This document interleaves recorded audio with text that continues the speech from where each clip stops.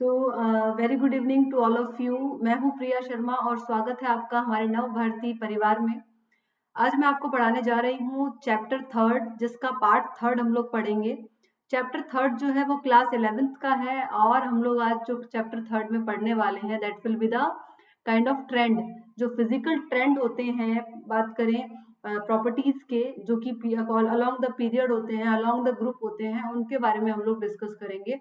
बात करें तो आज हम लोग पढ़ने वाले हैं classification of element and periodicity in properties का पार्ट थर्ड, जिसके अंदर हम लोग बहुत सारे इंटरेस्टिंग चीजें पढ़ेंगे।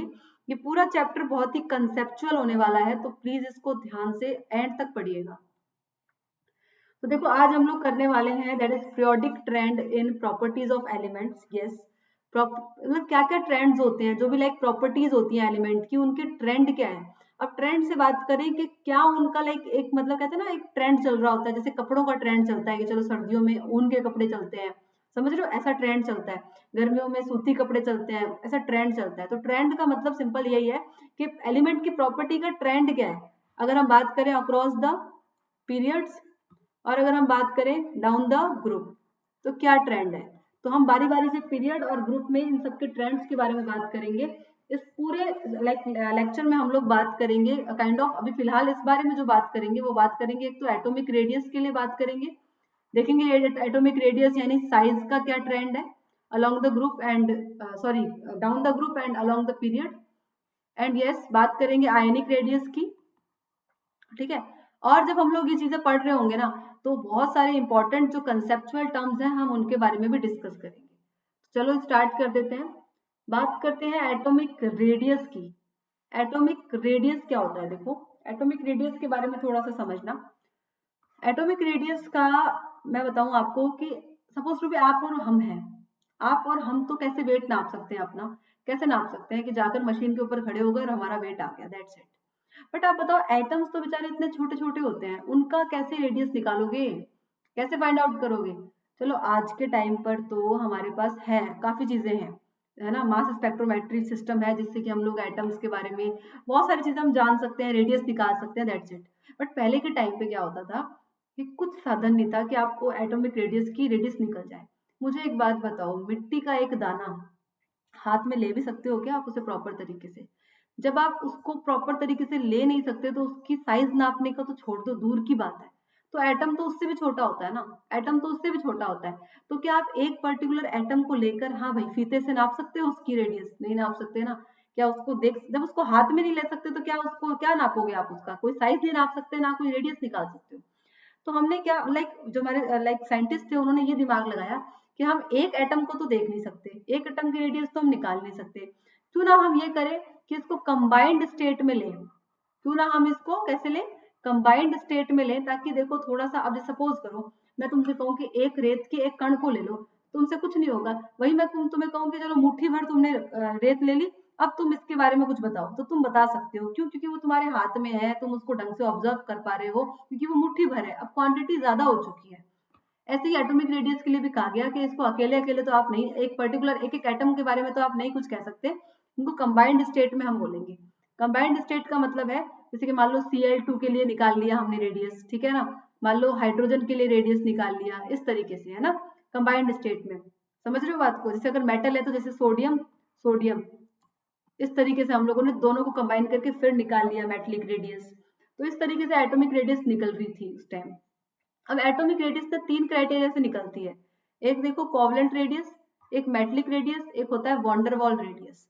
ध्यान रखना, एटॉमिक रेडियस के अंदर में हम लोग तीन रेडियस को पढ़ते हैं, कोवलेंट रेडियस, मेटलिक रेडियस और वॉन्डरवॉल रेडियस।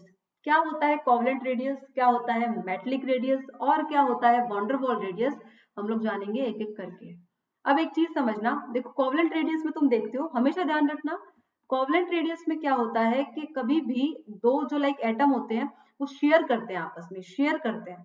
और तुम्हें पता है जहां भी अगर शेयरिंग होती है वह बॉन्ड कैसा होता है, स्ट्रांग होता है। बॉन्ड कैसा होता है, स्ट्रांग होता है। भाई तुम्हारा तुम्हारे बेस्ट फ्रेंड के साथ में बॉन्ड कैसा होगा, क्योंकि तुम उससे हर बात शेयर करते हो, तो बेस्ट फ्रेंड के साथ में तुम्हारा बॉन्ड कैसा होगा, स्ट्रांग होगा। वैसे ही जो कोवलेंट बॉन्ड होते हैं वो भी काफी स्ट्रांग होते हैं, और उनके बीच की जो रेडियस होती है उसको हम बोलते हैं कोवलेंट रेडियस। फॉर एग्जाम्पल मान लो ये Cl है, ये भी Cl है, इन दोनों का जो लाइक ये सेंटर है, इसको हमने मान लिया है डी पूरा, तो हमारी रेडियस कितनी निकल के आ जाएगी, that will be the r is equal to D by two, R is equal to D by two. समझ रहे हो, यहाँ पर देख लो r is equal to 0.5 D, जिसको हम ये भी बोल सकते हैं r is equal to D by two. समझ रहे हो बात को, this will be the covalent radius, और ये बहुत क्लोज होगा, ये बहुत क्लोज होगी। ठीक है, बात करते हैं मेटलिक रेडियस की। आप देखो मेटलिक रेडियस, सपोज करो मैं एग्जांपल ले लेती हूँ सोडियम का, ये सोडियम, ये सोडियम, ये क्या कर रहे हैं, ये शेयर नहीं कर रहे हैं आपस में इलेक्ट्रॉन, जस्ट ये टच कर रहे हैं, जस्ट ये टच कर रहे हैं, दैट्स इट, सिंपल। ठीक है, अब ऐसे में देखो हमने इनके सेंटर से लाइक डिस्टेंस ले ली, दोनों के सेंटर से, इसको डी बोल दिया पूरे को। अब इसके लिए रेडियस क्या आएगा, अगेन इसके लिए रेडियस जो मोटा मोटा हम लोग लिखेंगे, that is r is equal to D by two. Again ये ऐसा ही होता है, ठीक है, that is the half of the distance of the their centres, that's it. भाई उनके डिस्टेंस की जो सेंटर की दूरी है उसको अगर हाफ कर दोगे तो आपका रेडियस निकल जाएगा, बस इतना ही है। ठीक है, अब तुम देखोगे मेटलिक रेडियस जो होता है वो ज्यादा क्लोज नहीं होते, बस चिपके हुए होते हैं, तो ऐसे में बॉन्ड जो होगा ना वो ज्यादा स्ट्रॉन्ग नहीं होगा, बॉन्ड जो होगा वो ज्यादा स्ट्रॉन्ग नहीं होगा।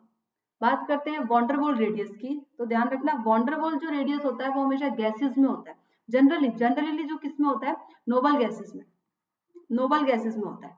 ठीक है, जैसे कि मान लो ये हीलियम है, ये भी हीलियम है, तो देखो एटम्स कितने दूर दूर है इनके, कितने दूर दूर है, चिपक भी नहीं रहे बेचारे। ये तुम्हारे वो वाले फ्रेंड है जिनको तुम बस एक बार मिले हो, बाद में जानते नहीं हो, जिसमें तुम्हारा बॉन्ड स्ट्रांग नहीं होता। तो देखो ध्यान रखना कोवेलेंट रेडियस में तो बॉन्ड बहुत स्ट्रांग होता है, बहुत एकदम बहुत लाइक बहुत ज्यादा स्ट्रांग होता है। इसमें बॉन्ड कैसा होता है, बस एकदम मीडियम सा होता है, और इसमें बॉन्ड कैसा होता है, कम होता है। ठीक है, तो वॉन्डरवॉल रेडियस देखो ये रही पूरी, इसके लिए भी जो आर निकल के आएगा वो डी बाई टू आएगा।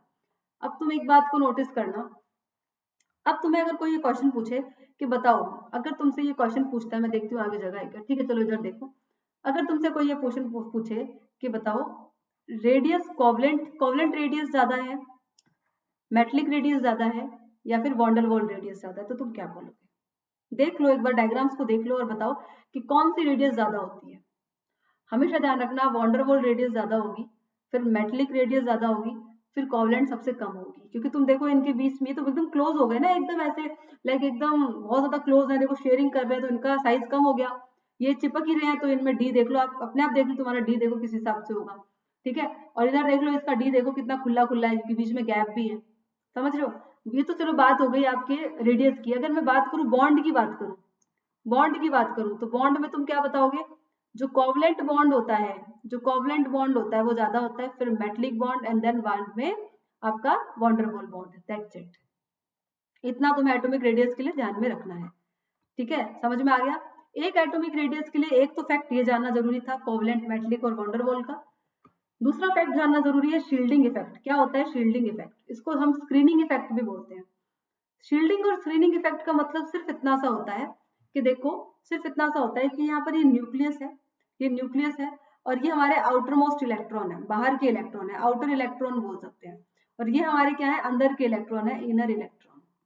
तो ध्यान रखना जो अंदर का न्यूक्लियस है, जो अंदर का न्यूक्लियस है इसके पास चार्ज है जिसको हम बोलेंगे Z। ठीक है, प्लस Z, क्योंकि इसके पास प्रोटॉन है और प्रोटॉन के अंदर चार्ज क्या होता है, प्लस का। तो ध्यान रखना जो न्यूक्लियस, जो अपने चार्ज, न्यूक्लियस जो है उसके पॉजिटिव चार्ज का इफेक्ट बाहर के जो इलेक्ट्रॉन है उन पर इतना नहीं पड़ता। क्यों नहीं पड़ता, क्योंकि जो अंदर के इलेक्ट्रॉन है वो बाहर के इलेक्ट्रॉन को बचा कर रखते हैं, उनको कवर करके रखते हैं। ठीक है, इसी को ही क्या बोल देते हैं, इसी को ही हम क्या बोल देते हैं, इसी को ही हम लोग बोल देते हैं शील्डिंग इफेक्ट, मतलब कवर करने को। आपको पता है जो इनर इलेक्ट्रॉन है, अंदर के इलेक्ट्रॉन है, वो कवर कर रहे हैं आउटर इलेक्ट्रॉन को, जिसको हम बोल रहे हैं कवरिंग, जिसको हम शील्डिंग भी बोलते हैं। ठीक है, अब एग्जैक्टली यहाँ पर क्या हो रखा होता है कि जो न्यूक्लियस है, मैं पेन चेंज करती हूँ, मैं पेन चेंज करती हूँ, जो न्यूक्लियस है वो तो इस पर जो है जोर लगा रहा होता है, बाहर के जो इलेक्ट्रॉन्स होते हैं उन पर, लेकिन जो ये अंदर वाले जो इलेक्ट्रॉन है, ये और ये बाहर वाले इलेक्ट्रॉन आपस में दूर दूर हो रहे होते हैं, क्योंकि इसमें भी नेगेटिव का चार्ज, इसमें भी नेगेटिव का चार्ज, ये रिपल्जन करते हैं। अगर ये रिपल्जन करेंगे तो ये दूरी बढ़ जाएगी ना, और ये दूरी बढ़ेगी तो न्यूक्लियस तो अपने आप ही दूर हो जाएगा बाहर वाले इलेक्ट्रॉन से। समझ रहे हो, तो इस तरीके से बाहर वाले इलेक्ट्रॉन जो है बच जाएंगे न्यूक्लियस से। बात आ गई समझ में, बात आई समझ में। अब एक चीज का और ध्यान रखना, एक चीज का और ध्यान रखना कि जो एक और होता है, जो चार्ज, जो आउटर इलेक्ट्रॉन, जो आउटर इलेक्ट्रॉन इफेक्ट करते हैं, लाइक मैं बोलूं एक्सपीरियंस करते हैं, इफेक्ट नहीं एक्सपीरियंस करते हैं, जो भी चार्ज न्यूक्लियस के थ्रू आउटर इलेक्ट्रॉन जो है एक्सपीरियंस करते हैं चार्ज बाय द न्यूक्लियस, जो भी चार्ज न्यूक्लियस का चार्ज जो है आउटर इलेक्ट्रॉन एक्सपीरियंस करता है उसको हम बोलते हैं effective charge, that is plus that effective. Actual जो इफेक्टिव चार्ज होता है, इफेक्टिव न्यूक्लियर चार्ज जिसको हम बोलते हैं, वो बोलते हैं हम किसको, जो कि असलियत में जो न्यूक्लियस का चार्ज रियलिटी में बाहर वाले इलेक्ट्रॉन्स जो है लाइक एक्सपीरियंस कर रहे होते हैं, जिन पर प्रभाव पड़ रहा होता है, उस चार्ज को हम बोलते हैं एक्चुअल चार्ज। समझ रहे हो? न्यूक्लियर जो इफेक्टिव न्यूक्लियर चार्ज होता है उसको बोलते हैं इफेक्टिव न्यूक्लियर चार्ज। ठीक है, जो भी चार्ज कौन एक्सपीरियंस कर रहा होता है, आउटर मोस्ट इलेक्ट्रॉन। तुम इसको नॉर्मल सी भाषा में समझो कि कोई टीचर है, वो क्लास में पढ़ा रहा है, लास्ट वाला जो बैक बेंचर्स होता है उस पर टीचर का इतना ध्यान नहीं जाता। क्यों नहीं जाता? क्योंकि बीच वाले बच्चे उसको घेर लेते हैं। समझ रहे हो? बीच वाली जो कॉलम जो रो में बैठे होते हैं बच्चे, वो उसको घेर लेते हैं। ऐसा ही कुछ हिसाब शील्डिंग इफेक्ट में होता है कि बाहर वाले इलेक्ट्रॉन को कौन कवर कर रहा है, कौन न्यूक्लियस से बचा रहा है, अंदर वाले इलेक्ट्रॉन। That's it. तो एक चीज और ध्यान रखना कि अगर शील्डिंग इफेक्ट बढ़ेगा तो जो प्लस जेड इफेक्ट है, इफेक्टिव न्यूक्लियर चार्ज है, वो घटेगा। तुम खुद सोचो, शील्डिंग इफेक्ट बढ़ेगा तो ये दूरी बढ़ेगी ना, ये दूरी बढ़ेगी तो न्यूक्लियस से बाहर के इलेक्ट्रॉन की दूरी बढ़ेगी। इलेक्ट्रॉन से बाहर की न्यूक्लियस से बाहर के इलेक्ट्रॉन की दूरी बढ़ी तो अपने आप जो एक्सपीरियंस करेगा इलेक्ट्रॉन न्यूक्लियस का चार्ज वो कम हो जाएगा, क्योंकि शील्डिंग इफेक्ट बढ़ गया। अगर शील्डिंग इफेक्ट घटा तो प्लस जेड इफेक्ट बढ़ जाएगा, इसका ध्यान रखना। चलो अब लोग देख लेते हैं, ट्रेंड देख लेते हैं। Variation along the period, that's it. क्या क्या होता है? अब देखो, तुम्हें ग्राफ से दिखेगा कि it decreases along the period. जो आपका एटॉमिक रेडियस है, एक सेकेंड, जो आपका एटॉमिक रेडियस है वो घटता है। जो एटॉमिक रेडियस है it decreases along the period, that's it. ठीक है, ये अलोंग द पीरियड डिक्रीज होता है। देख लो तुम, डिक्रीज हो रहा है नहीं हो रहा है? ग्राफ में देखो डिक्रीज हो रहा है ना। तो मैं समझाती हूँ, देखो कैसे। लिथियम है, बेरिलियम है, बोरॉन, कार्बन, नाइट्रोजन और ऑक्सीजन और फ्लोरीन। एक चीज समझना, एक चीज बताओ, लिथियम जो होता है उसका लाइक मैं बात करूं, प्रोटॉन कितने होते हैं उसमें? +3। बेरिलियम में +4, ऐसे +5, +6 बढ़ता रहता है। ये तो हो गया आपका, एक तरीके से बोल सकते हो, प्लस जेड इफेक्ट। ठीक है, अब ये सारे के सारे, अच्छा इसका इलेक्ट्रॉनिक कन्फिग्रेशन कितना होता है मैंने आपको कल ही बताया था। लास्ट में क्या आता है, कौन सी शेल में आते हैं सारे के सारे? दैट इज लास्ट में 2 शेल। एंड जो मैक्सिमम होता है एक रो का, लाइक मैं इस वाली रो की बात करूं तो क्या है, 2। मतलब ये सारे के सारे एक ही शेल में है। तो मुझे बताओ, अगर एक ही रो में सारे बच्चे होंगे तो क्या टीचर उन पर ध्यान नहीं दे पाएगा? आराम से दे पाएगा। अब एक बात बताओ, एक रो के सारे बच्चे, सपोज करो यहाँ तो टीचर है, टीचर यानी न्यूक्लियस। ठीक है, अब यहाँ पर एक रो है, यहाँ पर सारे इलेक्ट्रॉन बैठे हैं या मैं बोलूं बच्चे बैठे हैं, तो टीचर आराम से इस पर ध्यान देगा। न्यूक्लियस जो है आराम से इन इलेक्ट्रॉन को होल्ड कर पाएगा। मतलब न्यूक्लियस का जो चार्ज है वो आराम से ये एक्सपीरियंस कर पाएंगे, क्योंकि सारे के सारे एक ही रो में है। तो कहने का मतलब है कि जो प्लस जेड इफेक्ट है वो बढ़ जाएगा, प्लस जेड इफेक्ट तो बढ़ जाएगा, और शील्डिंग इफेक्ट तो घट जाएगा। क्यों घटेगा शील्डिंग इफेक्ट? क्योंकि भाई वो आपस में एक दूसरे का बचाव कर ही नहीं पाएंगे ना, क्योंकि सारे के सारे एक ही रो में है। तो इसलिए अगर शील्डिंग इफेक्ट घटता है और प्लस जेड इफेक्ट बढ़ रहा है, सपोज करो प्लस जेड इफेक्ट अगर बढ़ रहा है, तो मतलब न्यूक्लियस जो है, वो जो बाहर का इलेक्ट्रॉन है अपनी तरफ खींच रहा है उसको, और साइज क्या हो रही है, छोटी हो रही है। साइज छोटी हो रही है तो रेडियस छोटा हो रहा है। ध्यान रखना, प्लस जेड इफेक्ट अगर बढ़ा तो साइज क्या हो जाएगी, छोटी हो जाएगी। तो इसलिए प्लस जेड इफेक्ट बढ़ता है across the period, so that radius जो होती है वो घटती है across the period. That's it. Like देखो, वेरिएशन अलोंग द पीरियड। अब यहाँ अगर तुम देखोगे तो देखो, लाइक एटॉमिक रेडियस बढ़ रहा होता है, अलोंग द पीरियड बढ़ता जाता है। ऐसा क्यों होता है, समझना बात को। सपोज करो लिथियम, सोडियम, पोटेशियम, रुबिडियम, सिर्फ इतना ही ले रही हूँ मैं। ठीक है, अब तुम देखो यहाँ पर शेल नंबर बढ़ गया, यहाँ पर क्या बढ़ गया, शेल नंबर बढ़ गया। यहाँ पर 2 था, यहाँ 3, यहाँ 4, यहाँ 5, ऐसे करके जो मैक्सिमम एन मैक्सिमम होगा वो बढ़ जाता है, पता है ना। लास्ट में यहाँ पर 2s1 आता है, इधर 3s1 आता है, इधर 4s1, इधर 5s1।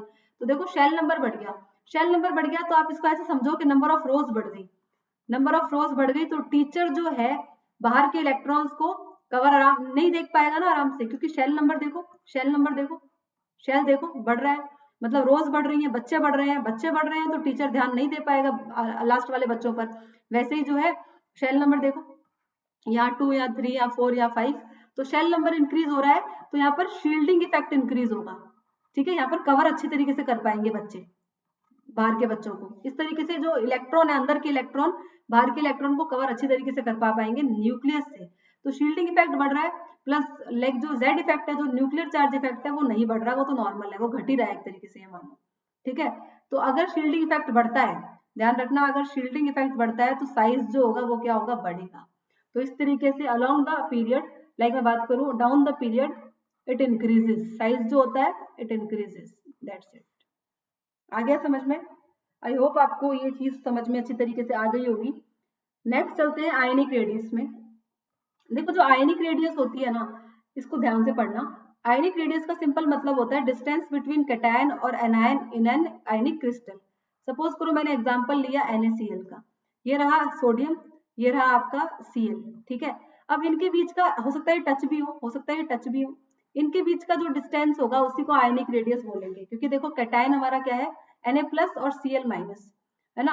Na+ हमारा कैटायन है, Cl- हमारा एनायन है, दैट्स इट। इन दोनों के बीच की डिस्टेंस को हम बोलेंगे आयनिक रेडियस। ध्यान रखना, जिस तरीके से एटॉमिक रेडियस का ट्रेंड है प्रॉपर लाइक पीरियड्स में या ग्रुप में, वैसा ही ट्रेंड किसका होता है, आयनिक रेडियस का भी। Along the period atomic radius घटती है तो आयनिक रेडियस भी घटती है, along down the group atomic radius बढ़ती है तो आयनिक रेडियस भी बढ़ती है। अब जो मैं ये पूरा पैराग्राफ है, बहुत ही इंपॉर्टेंट चीज है। बोल रहा है a cation is smaller than its parent atom and an anion is larger than in parent atom, that's it. समझो क्या कह रहा है, पॉइंट समझो। ये कह रहा है सोडियम जो होता है ये पेरेंट एटम है, इसका कैटायन क्या होगा, Na+। समझ रहे हो? दूसरा इधर देखो, क्लोरीन की बात करते हैं। क्लोरीन क्या है, इसका पेरेंट एटम, इसका एनायन क्या होगा, Cl-। ये कह रहा है जो कैटायन है ना, इसका साइज कम होगा इसके पेरेंट एटम से। और ये दूसरी बात क्या कह रहा है, जो इसका एनायन है इसका साइज लाइक बात करें ज्यादा, एक सेकेंड,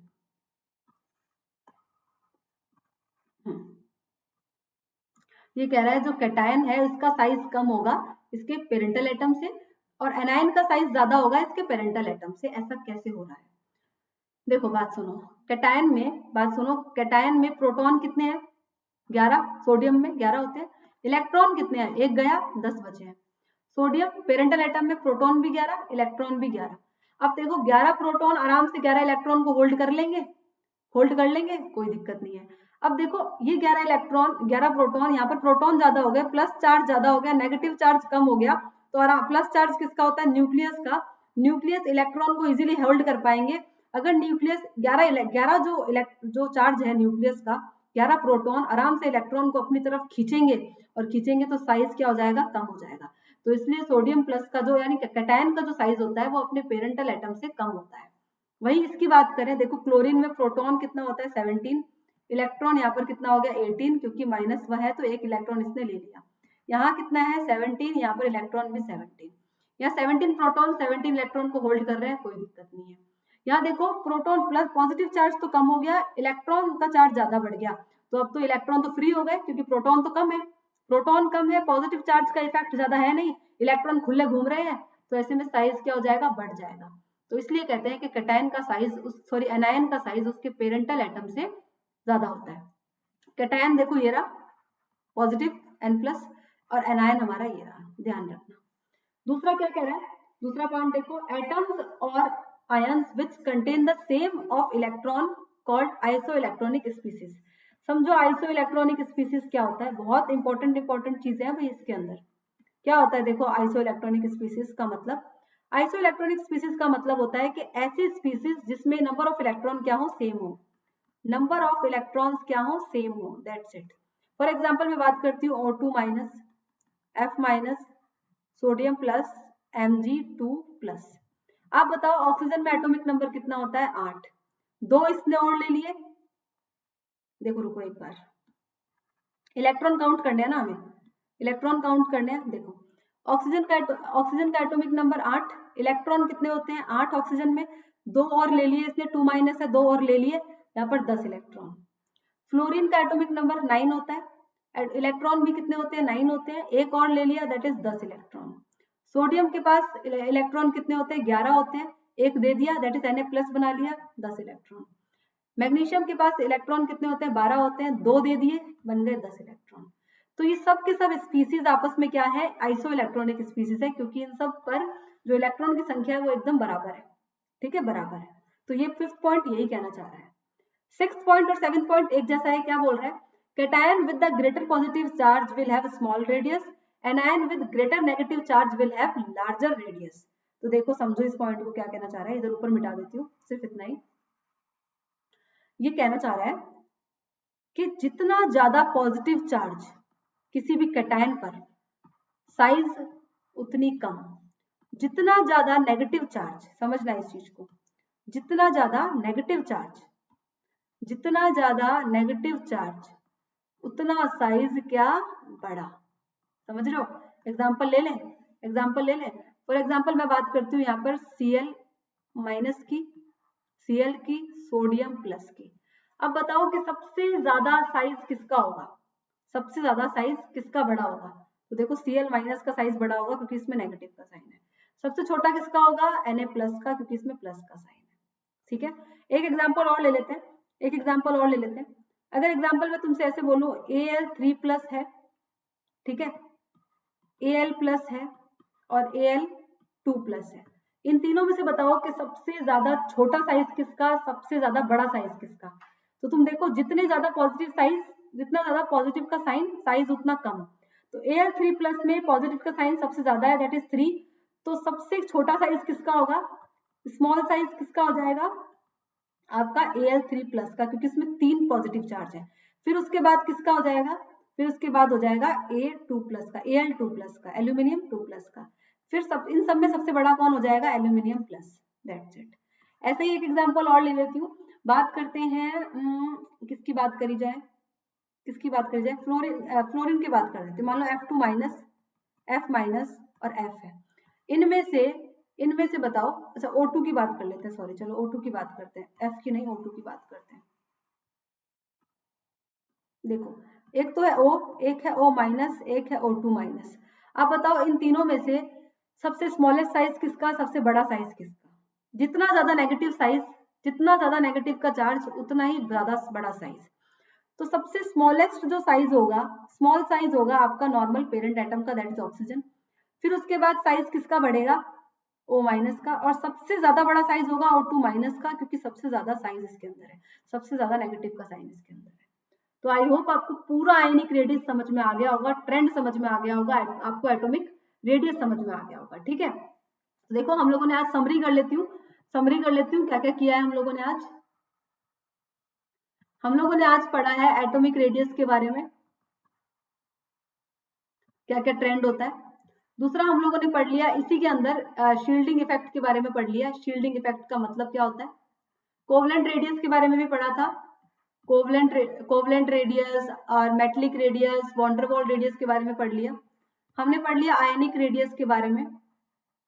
आयनिक रेडियस के अंदर हम लोगों ने देख लिया आइसो इलेक्ट्रॉनिक स्पीसीज, जो कि बहुत इंपॉर्टेंट होती है। न्यूमेरिकल भी आता है भाई तुम्हारे उसमें, एनसीईआरटी में न्यूमेरिकल्स भी है। तो ये सारी चीजें आज हम लोगों ने पढ़ ली हैं। आई होप आपको आज का सेशन समझ में आया होगा। बहुत छोटा सेशन था आज का, इतने में मैंने आपको कंप्लीट करवा दिया एक टॉपिक। नेक्स्ट हम लोग नेक्स्ट प्रॉपर्टीज पढ़ेंगे। तब तक के लिए थैंक यू सो मच। कोई भी डाउट हो, डाउट आप पूछ सकते हो, कमेंट सेक्शन में कमेंट कर सकते हो। Thank you so much, bye bye.